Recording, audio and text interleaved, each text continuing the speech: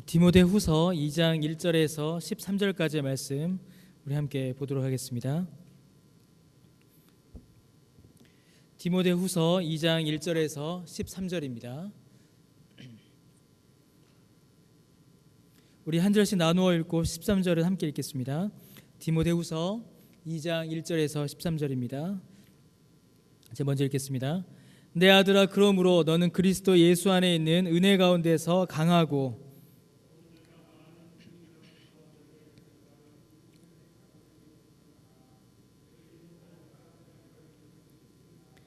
너는 그리스도 예수의 좋은 병사로 나와 함께 고난을 받으라.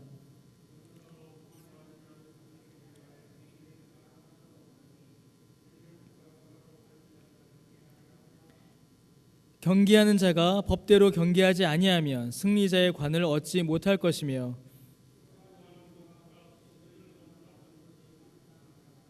내가 말하는 것을 생각해 보라. 주께서 범사에 내게 총명을 주시리라.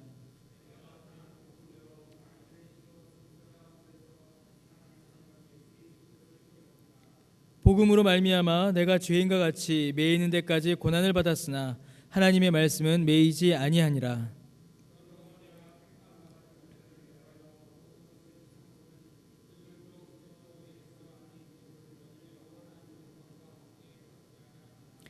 미쁘다 이 말이여, 우리가 주와 함께 죽었으면 또한 함께 살 것이요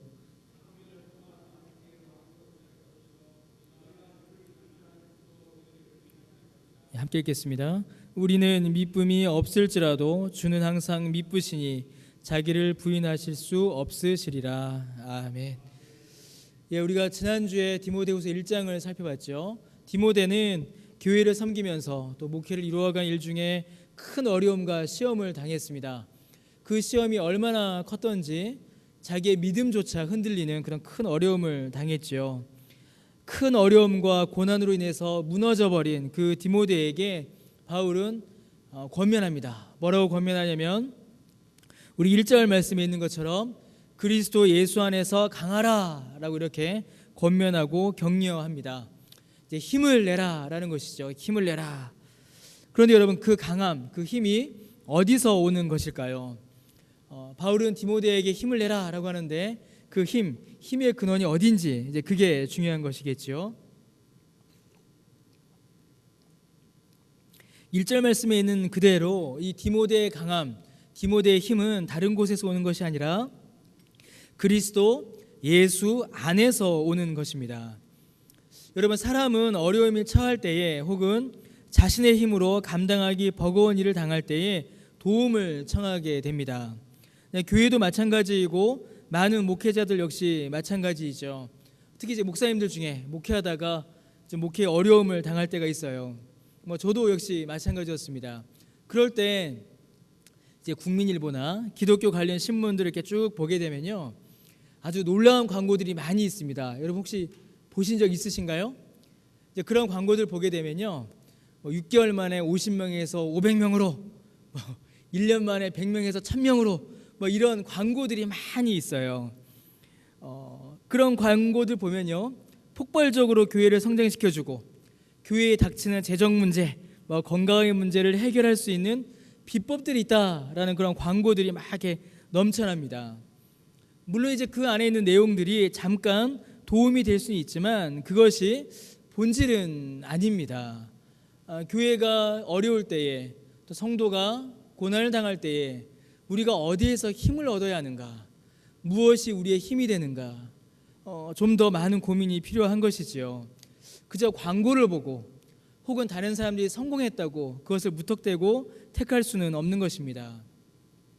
교회도, 신자도, 목회자도, 성도들도 모든 교회와 그리스도인의 힘은 다른 곳에 있지 않습니다. 오직 그리스도 예수 안에 있지요. 그런데 우리는 참 미련하게도 방금도 말씀드렸던 것처럼 어려움이 닥칠 때의 힘을 다른 곳에서 찾으려 할 때가 많고, 또 어떤 경우에는 예수님을 포기하려 할 때가 많이 있습니다. 예수 믿는 믿음이 나에게 별 도움이 안 되는구나. 내가 예수를 20년, 30년을 믿었는데 그 신앙이 나에게 별 유익을 주지 않는구나. 그렇게 예수님을 믿는 그 신앙을 접을 때가 있다라는 것이죠. 그러나 여러분, 성경에서 말하는 우리의 힘과 능력은 그렇지가 않습니다. 우리에게 고통이 닥칠 때에, 우리에게 어려움이 닥칠 때에 우리의 힘과 능력으로 감당할 수 없는 그런 어려움이 우리를 찾아올 때에 여러분, 우리는 그때 더욱더 예수 그리스도와 그의 은혜에 집중해야 합니다.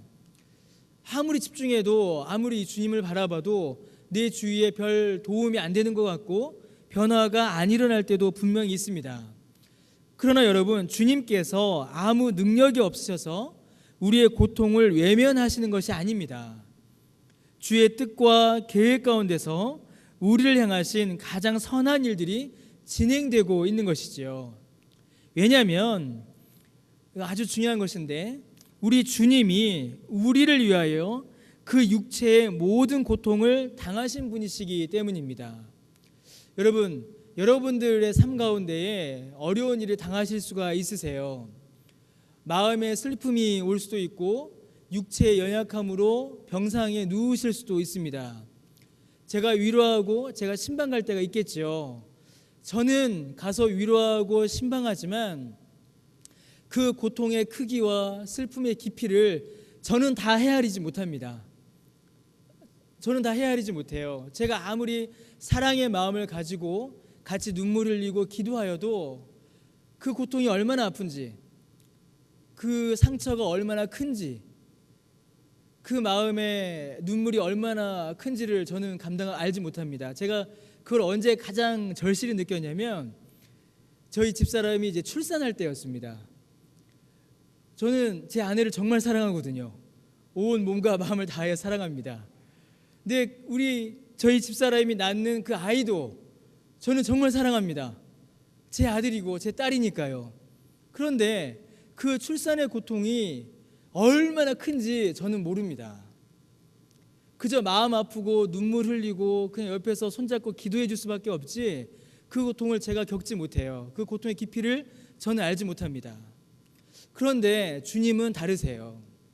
주님은 그 육체에 우리가 당할 수 있는 모든 고통을 다 당하셨고, 그 육체에 우리가 받을 수 있는 수치와 슬픔을 다 겪으신 분이십니다. 세상 사람 그 어느 누구도 우리의 슬픔과 고통을 몰라주어도 우리 주님은 다 아세요. 이걸 가르쳐서 히브리서에서 그가 우리의 고통을 체휼하셨다라고 이렇게 기록합니다. 다 아신다라는 것이죠. 그러면 우리의 고통과 슬픔을 다 아시는 그분께서 우리를 버려두실 리가 없는 겁니다. 단지 우리가 주님의 뜻과 계획을 깨닫지 못하고 있을 뿐인 거예요. 왜요? 우리의 머리로는, 우리의 이해로는 주님의 뜻을 다 담을 수가 없기 때문입니다. 영원 가운데 역사하시는 주님의 계획, 영원 가운데 행사하시는 주님의 그 사랑의 역사를 우리의 머리에는 다 담을 수가 없기 때문에 그저 우리가 모르고 있을 뿐이지요. 그래서 여러분, 우리에게 필요한 게 바로 믿음입니다. 여러분, 우리 주위에서 일어나는 일들 중에 우리가 전부 다 이해하고 전부 다 분석해서 그 전후 과정을 전부 다 깨닫는 일이 여러분 과연 몇 개나 있겠습니까? 저는 가끔 이 전기가 그렇게 신기합니다. 여러분 어떠신지 모르겠어요. 저 이제 젊은 우리 대학생들이 얘기할 때 문과, 이과 막 그러거든요. 저는 이게 완전히 문과입니다. 막 글만 봐요, 책만 보고. 이 전기가 너무 신기한 겁니다. 어느 날 코드만 꽂았는데 불이 들어오는 거예요. 신기하지 않으셨어요? 저는 너무 신기한 겁니다. 도대체 뭐가 움직이는 걸까? 초에 불을 붙일 때는 성냥이라도 긋고 눈에 보이는 불씨라도 옮겨가는데 이거는 눈에 보이지도 않는 게 뭐가 이렇게 선을 꽂으니까 옮겨서 불이 하는 겁니다. 우리 주위에서 일어난 일들 중에 우리가 이해하지 못하지만 실제로 일어난 일들이 훨씬 더 많습니다. 그 모든 것을 이해하고 분석하는 게 우리의 머리로는 감당할 수가 없기 때문이죠. 이 전기불 들어오는 거 하나, 여러분 자동차 운전할 때 이 연료가 어떻게 분사가 돼서 막 어떻게 되고 전기 회로가 어떻게 되고 여러분 다 분석하지 못하시잖아요. 하시나요? 컴퓨터 쓰실 때 반도체가 어떻게 움직이고 이진법이 어떻게 바뀌고 우리 모르잖아요. 그런데 쓰잖아요. 우리 주변에서 우리 손에 쥐고 있는 것도 우리가 이해를 못하는데 우리보다 훨씬 크신 하나님의 그 계획과 사랑과 역사를 우리가 다 어떻게 이해할 수가 있겠습니까? 그래서 우리에게 필요한 것이 뭐라고요? 믿음인 것입니다.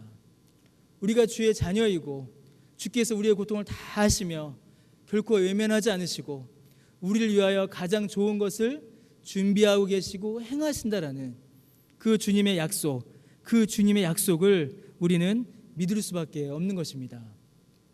그 약속 붙잡고 계시길 바랍니다. 그래서 내 힘과 능력이 그리스도 예수 안에만 있다. 그래서 그리스도 예수를 더욱더 바라시는 저와 여러분 되시길 바랍니다. 디모데가 이제 사역을 하면서 이제 많은 어려움을 겪었지요. 그리고 바울이 디모데의 사역을 막 격려합니다. 격려하면서 몇 가지의 비유를 통하여서 디모데에게 맡겨진 사역을 잘 감당해라라고 이렇게 쭉 설명을 하고 있습니다. 몇 가지 비유가 등장해요. 특별히 먼저 3절에 보니까 바울이 디모데에게 뭐라고 하냐면요, 좋은 병사로 사역해라라고 이렇게 이야기합니다. 주의 교회를 섬기는 봉사, 모든 사역의 어떤 큰 원칙이죠. 좋은 병사로, 좋은 군사와 같이 우리는 주의 교회를 섬기고 우리에게 맡겨진 사역을 감당해 나가야 합니다. 여러분, 오늘 성경을 보니까 좋은 병사는 두 가지를 감당합니다. 하나는 고난을 감당하고요, 다른 하나는 주어진 사역에 집중하는 것을 볼 수가 있습니다. 여러분, 주님의 교회를 섬기는 모든 사역은 반드시 고난을 겪게 됩니다. 주를 섬기는 일이 기쁨과 즐거움 가운데 순탄하게 이루어지면 좋겠지만 주의 교회를 섬기는 모든 일들은 반드시 고난이 함께합니다. 여러분, 이 고난은 세상에 가하는 핍박이나 박해만을 말하는 것은 아닙니다. 훨씬 더 넓은 의미의 모든 어려움들을 뜻해요. 이 강추위 속에 주의 교회에 나와 예배하는 것, 이 추위도 여러분 우리에게 닥치는 고난의 하나입니다. 주의 교회를 나오고 주의 교회를 섬기고 주 앞에 예배하는 일을 방해하는 그 모든 것은 다 고난이다, 괴로움이다 라고 볼 수 있어요. 그것만이 아닙니다. 세상이 우리 밖에서 우리의 믿음을 방해한다면 우리 내면에 여전히 남아있는 우리의 죄성 역시도 교회를 섬기는 거룩한 사역을 즐거워하지 않습니다. 교회를 섬기는 거룩한 헌신, 봉사보다는 뭘 좋아하죠? 세상의 즐거움을 더 즐거워합니다. 여러분, 교회에서 봉사하실 때, 교회에서 섬기실 때는 우리에게 반드시 무엇이 필요하냐면 자아를 이렇게 누르는 일이 반드시 필요합니다. 세상에 나가서 식당에 가거나 세상의 모임에 나간다면 거기는 뭐죠? 손님이 왕이죠. 그래서 대접을 받습니다. 세상의 모든 모임에 세상으로 우리가 나가면 우리는 대접받을 수가 있어요. 그러나 교회에서는 그 반대 현상이 일어납니다. 세상은 내가 대접받기 위해 나가지만 교회는 내가 대접하기 위하여 오는 곳입니다.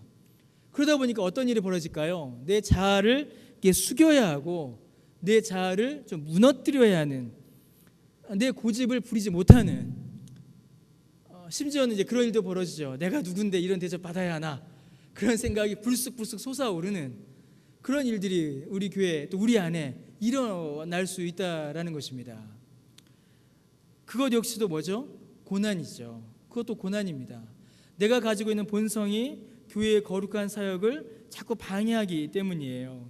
세상은 어떻게 해서든지, 또 사단은 어떻게 해서든지 교회를 무너뜨리려고 하고 내 안에 있는 죄성 역시도 거룩한 사역을 자꾸 밀어내려고 합니다.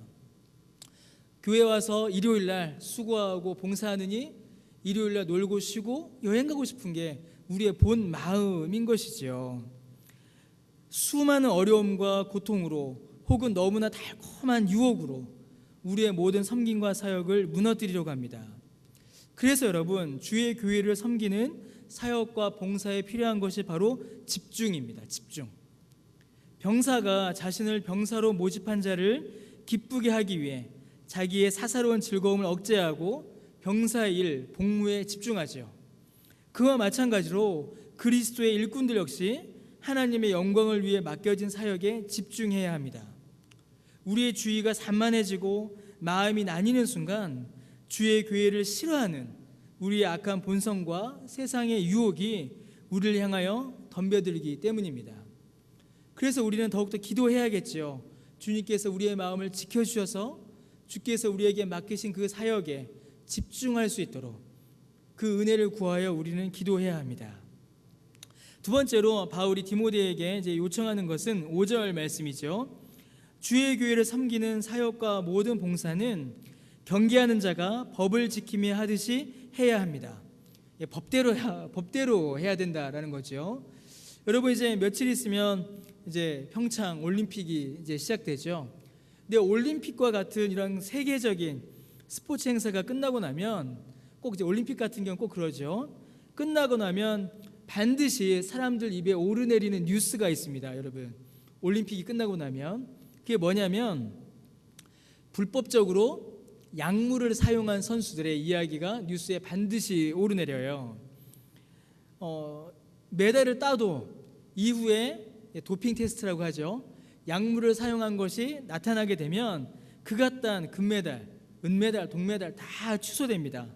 승리의 모든 영광과 기쁨은 다 취소되고 수치만 남아요.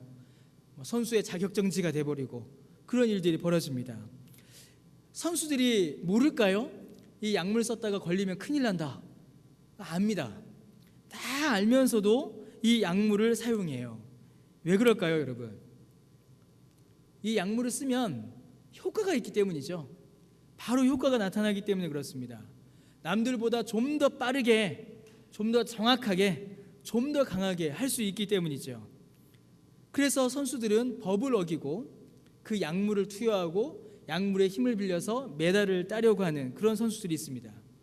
그러나 운동선수는 반드시 법과 규칙을 지켜야 합니다. 그게 정당한 것이고 그렇게 따는 메달이야말로 참으로 영광스러운 것이기 때문이지요. 여러분, 교회를 섬기는 사역과 봉사도 마찬가지입니다. 무언가 일이 좀 빨리빨리 진행되면 좋겠다 싶을 때가 있어요. 여러분, 그렇지 않으십니까? 지금 하는 일이 좀 빨리빨리 진행되면 좋겠다. 사람들도 좀 빨리빨리 늘면 좋겠고 교회도 좀 금방 부흥하면 좋겠고 내게 맡겨진 일들도 좀 쉽게 막 빨리빨리 진행되면 좋겠다. 저 그럴 때 있습니다. 목요일 저녁, 금요일 저녁 뭐 이럴 때는 설교 좀 빨리빨리 나오면 좋겠다. 막 책 좀 빨리빨리 읽으면 좋겠다. 그럴 때가 있어요. 읽어야 되는 책들은 왜 이렇게 많은지 막 그럴 때가 있습니다. 진행되는 사역, 내가 하는 사역이 남들보다는 좀 더 다르게, 좀 더 탁월하게, 좀 멋지게 진행되면 좋겠다 싶을 때가 있어요. 성과와 성취의 유혹이 다가올 때가 있습니다. 멋진 성과를 내고 싶고 멋지게 성취하고 싶은 그 성공의 마음이 우리 안에 일어날 때가 있죠. 근데 그 마음이 우리 안에 자리 잡을 때에, 그 마음이 들어올 때에 자칫 잘못하면 우리도 반칙을 하게 됩니다. 법을 어기게 된다라는 것이죠. 여러분, 그 법이 뭘까요? 하나님의 말씀입니다. 하나님의 법, 하나님의 말씀이 바로 우리가 지켜야 할 법이지요. 그런데 성취와 성과와 성공의 유혹이 우리에게 닥쳐올 때에 우리가 법을 어기게 됩니다. 그래서 교회 안에 들어와서는 안 되는 것들, 분명히 하나님의 말씀에 어긋나고 성령께서 주신 우리의 양심의 소리에도 어긋나는 것들이 있는데 그런 것들을 교회 안으로 이제 슬슬 끌어들일 때가 있다라는 것이죠. 그런 유혹을 가장 많이 받는 것이 뭐냐면 여러분, 설교입니다. 설교는 늘 그런 유혹을 이렇게 마주하게 돼요. 하나님의 말씀을 통하여 우리가 위로와 격려를 받고 힘을 얻을 수 있습니다. 그리고 하나님의 말씀 가운데도 그러한 교훈들이, 또 그러한 위로의 말씀들, 약속의 말씀들이 얼마나 많은지 모릅니다. 그래서 우리가 말씀을 읽을 때에, 또 설교를 들을 때에 힘과 위로를 이렇게 받게 되죠. 그러나 여러분, 성경 말씀은 그것만이 전부가 아닙니다. 성경에는 위로와 격려와 응원의 말씀도 있지만 성경에는 분명히 죄에 대한 가혹한 지적이 있습니다. 뿐만 아니라 회개하지 않은 영혼이 받을 영원한 지옥의 심판도 성경에서는 분명히 나타납니다. 또 구원받은 신자가 마땅히 행해야 할 말씀의 순종과 변화된 삶에 대한 강력한 촉구가 성경에는 분명히 나타나고 있습니다. 분명히 그런 지적들이, 말씀이 변화의 촉구가 있다라는 것이죠. 근데 여러분, 이런 내용들을 전하기 위해서는 반드시 설교 가운데 무슨 말이 나와야 하냐면 당신이 틀렸습니다 라는 말이 나와야 합니다. 당신이 잘못하고 있습니다. 당신이 알고 있는 것이 잘못된 것입니다 라는 그 말이 나와야 합니다. 그럼 여러분들 아시겠지만 요즘 사람들, 그리고 요즘에 많은 분들이 가장 듣기 싫어하는 말이 뭐냐면 바로 이 말입니다. 당신은 틀렸습니다. 이 말을 가장 듣기 싫어해요. 당신이 잘못 알고 있는 겁니다. 당신이 잘못 믿고 있는 겁니다. 당신의 행위는 잘못된 행위입니다. 이 말을 가장 듣기 싫어합니다. 누군가 당신 잘못했습니다 그러면 어떻게 반응하죠? 내가 왜? 이렇게 나오죠. 나는 좋은데? 이렇게 나와요. 내가 내 양심과 내 생각에 옳으면 옳은 거지, 당신이 뭔데? 틀렸다 맞았다 그래, 이런 반응이 일반적인 반응이다라는 것이죠. 사람들이 싫어합니다. 죄의 지적, 행동의 변화, 거룩을 향한 촉구, 무언가 우리에게 변화를 요구하고 우리의 삶을 바꾸어야 하는 그런 말씀은 별로 좋아하지 않습니다. 그냥 그대로, 지금 모습 그대로, 누리는 것 그대로 있기를 더 좋아하죠. 근데 그것만이 아닙니다. 성경은 우리가 읽고 이해하기 쉬운 본문이 있지만 또 어떤 성경은 굉장히 어려운 본문도 있습니다. 그러다 보니까 어려운 것도 싫어하죠. 복잡한 거 또 싫어합니다. 졸린 거 싫어하시잖아요. 왜 이렇게 어려워? 그래서 이래 멀어집니다. 설교가 어려운 것이 아니라 설교도 어렵지만 내 마음과 정신도 이렇게 멀어지는 그런 일들이 일어나요. 그러다 보니까 말씀의 깊은 이해와 묵상과 설명은 점점 사라지고 말초적인 자극과 순간적인 감동의 웃음과 눈물만을 자극하는 그런 설교들이 많은 인기를 얻는 그런 시대 가운데 살고 있습니다. 그래서 목사가 아니라 이제 예능인, 연예인이 되어야 하는 이제 그런 걸 요구받는 이제 그런 시대 가운데 살고 있죠. 과연 그것이 하나님의 말씀에 합당한가? 우리가 좀 돌아볼 필요가 분명히 있습니다. 말씀을 통하여 기쁨을 누리고 즐거움을 누리는 일은 반드시 우리에게 있어야 하죠. 또 분명히 있습니다. 그러나 그것만이 하나님의 말씀이라 생각하여 말씀의 전부를 보지 못하고 말씀의 깊이로 나아가지 못한다면 그것은 우리의 손해입니다. 제가 어느 날 버스를 타고 가다가 육교에 걸린 어떤 광고 문구를 하나 봤습니다. 그 광고 문구가 뭐라고 되어 있냐면 하나님 안에서 모든 것이 형통합니다.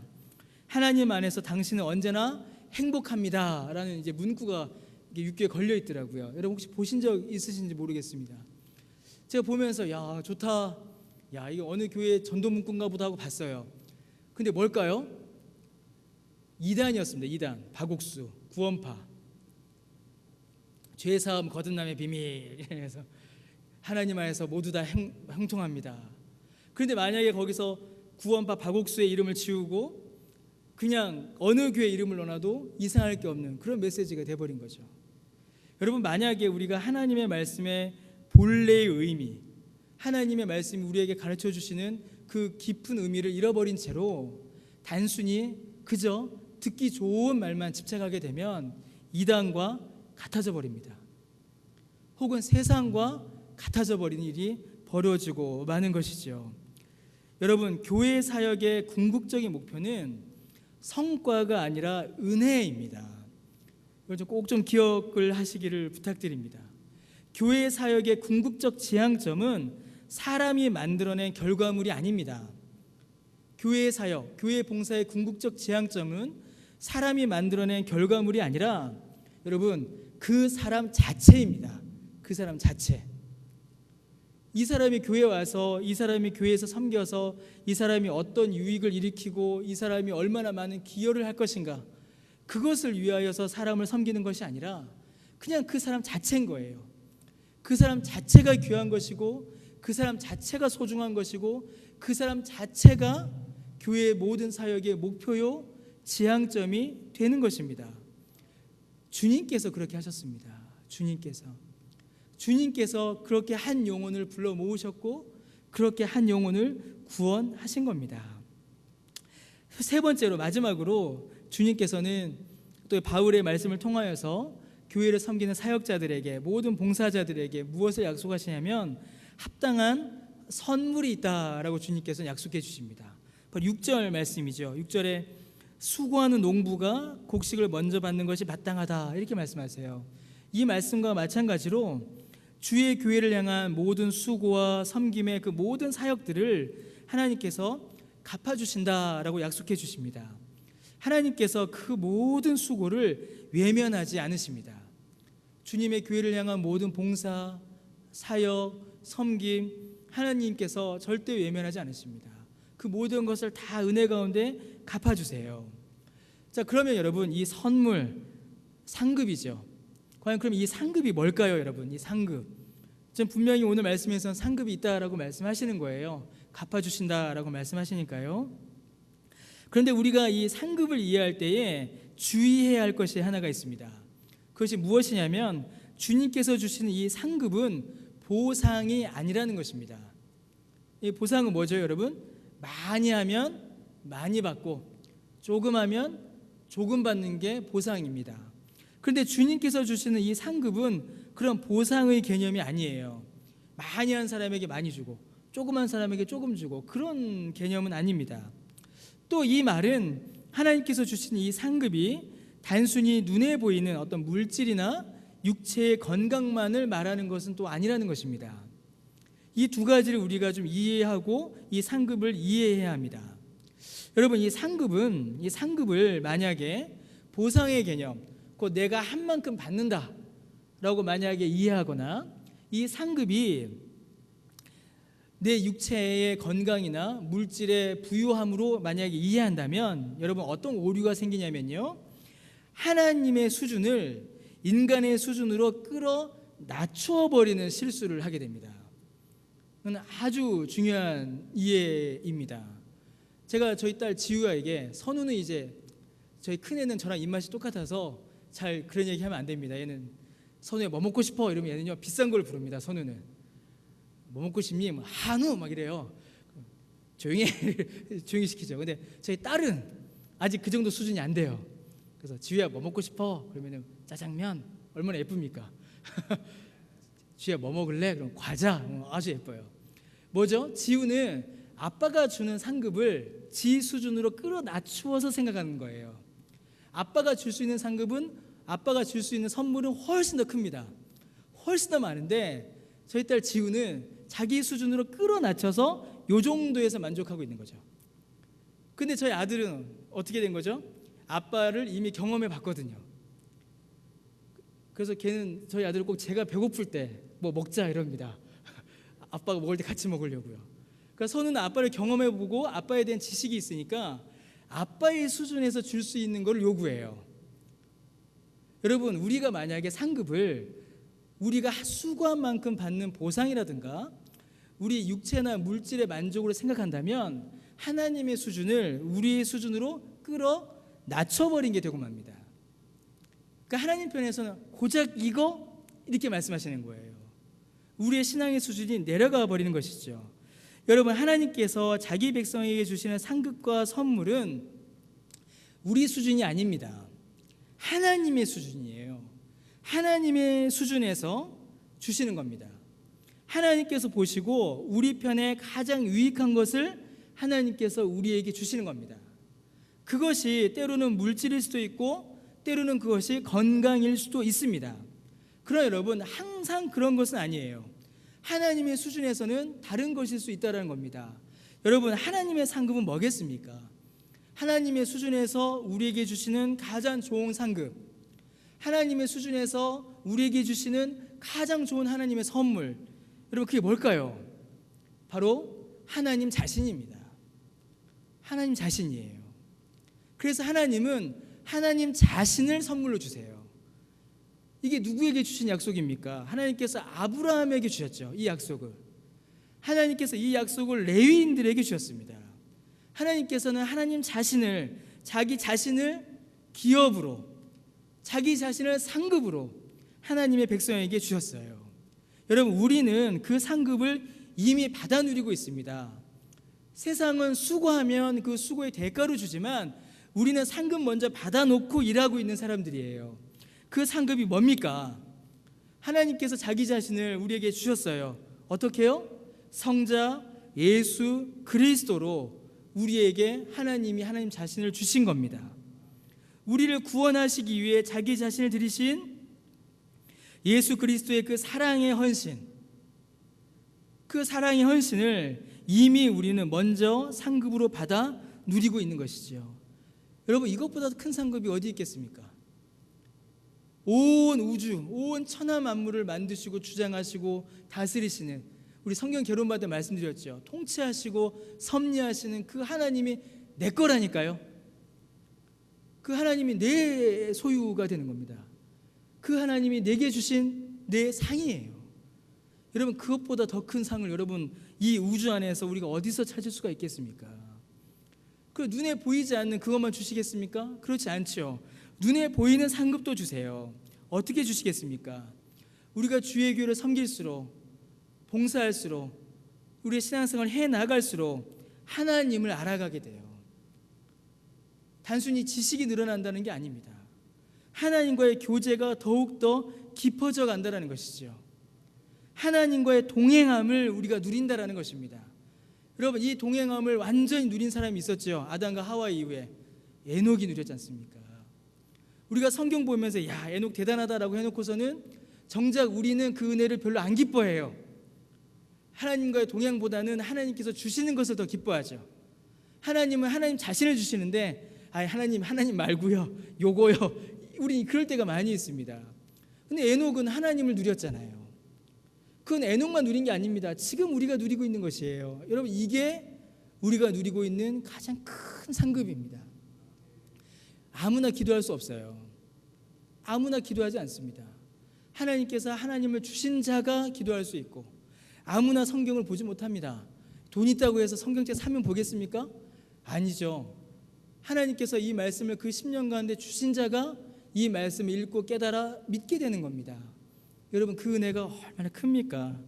여러분, 이게 바로 하나님께서 우리에게 주시는 상급입니다. 영원한 생명을 주셨고 그 하나님과 함께 하도록 우리를 이끄시는 그 은혜가 바로 여기에 있는 것이지요. 사랑하는 성도 여러분, 교회를 향한 섬김과 봉사의 사역이 우리에게 큰 유익과 기쁨으로 다가옵니다. 때로는 눈물도 흘리고 고통도 하고 마음도 상하고 때로는 관두고 싶을 때도 있고, 왜 그런 일이 있지 않겠습니까? 하지만 예수 그리스도께서 우리에게 주신 그 생명의 은혜, 하나님을 더 알아가고 하나님과 더 함께하고 하나님과 더 깊이 교제하는 그 은혜를 더욱더 누리시게 되기를 바랍니다. 그리하여 내 영혼이 은혜를 누리고 또 내 옆에 있는 이 지체들이 영혼을 누리고, 내가 성령의 감동하신 가운데 은혜를 누리고 또 나와 함께하는 내 옆에 있는 지체들이 그 성령의 역사 가운데 은혜와 성화를 누리는 그 경험이 얼마나 큰 유익이 되겠습니까? 그래서 어떤 신학자는요, 뭐라고 이야기했냐면요, 교회, 이 땅 위에서 누리는 천국, 너무나 당연한 이야기죠. 근데 정말로 이 땅 위에서 누리는 천국이 되는 겁니다. 하나님을 누리기 때문이죠. 내 안에서 하나님을 누리고 옆에 있는 사람이 하나님을 누리는 그 일, 우리의 봉사와 사역과 섬김을 통하여 그 은혜가 우리 안에, 또 우리 교회 안에 더욱더 충만하기를 또 주의 이름으로 축원합니다. 기도하겠습니다. 하나님, 은혜를 감사드립니다. 우리에게 하나님을 주셔서 감사합니다. 우리에게 하나님을 상급으로 주셔서 감사합니다. 하나님을 더욱더 깊이 알아가고 하나님의 은혜를 더욱더 깊이 경험하고 하나님과의 깊은 교제 가운데 나오는 우리 모두 되도록 은혜 베풀어 주옵소서. 감사드리며 예수님의 이름으로 기도드립니다. 아멘.